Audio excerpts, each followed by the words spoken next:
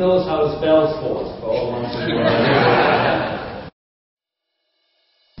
No matter what sports they follow, sports fans are enthusiastic and loyal.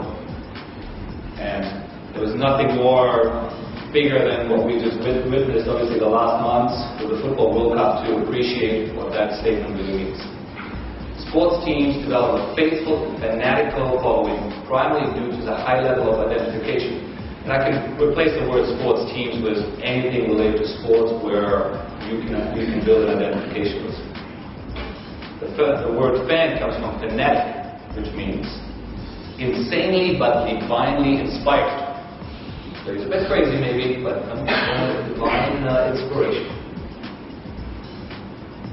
The word was introduced in the English language in the 1500s, and it means excessive enthusiasm and often intense, uncritical devotion.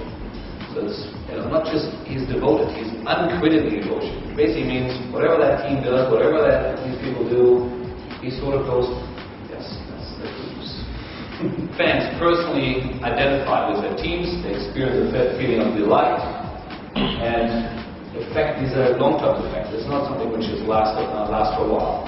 As Emma said earlier, I was at the World Cup, and the high I experienced watching my team win against England, win against Argentina, I think that buzz is still with me right now. It is important for us to be able to have a better understanding, a more robust analysis, as we continue to expand that pool of funds in the years ahead. It also provides my team an exposure on different facets of sports management and sports sponsorship that perhaps we have not been conscious of. If I sponsor something, I just pop my logo there, then I get my value on the television, and, everyone sees my A-board, maybe Proton A-board next to the court, and that's where my value comes from, right? And basically through the event, they tell me they give me tickets. A lot of companies will do this. They just spend some money to sponsor an event. They don't do anything extra. Let's say Proton put a TV commercial of their new car in the Thomas River Cup. So that would be unlinked ads. They would get a little bit better return because people see their commercial and then they see the brand there in the broadcast. Helps us the client to think further or plan further on activation instead of just looking at sponsorship as a sponsorship. Also, let's say you didn't do any TV commercial linkage, but you sponsored the event and then you did a below the line campaign. So maybe at your trade outlets or at your points of sale or at shopping malls, you actually created some sort of a promotion below the line which linked your sponsorship to this promotion, probably tying it to selling your product, which helps you to sell more products to the people who are interested in that sponsorship. Detailed promotions are even more effective than having a TV commercial linked to the sponsorship.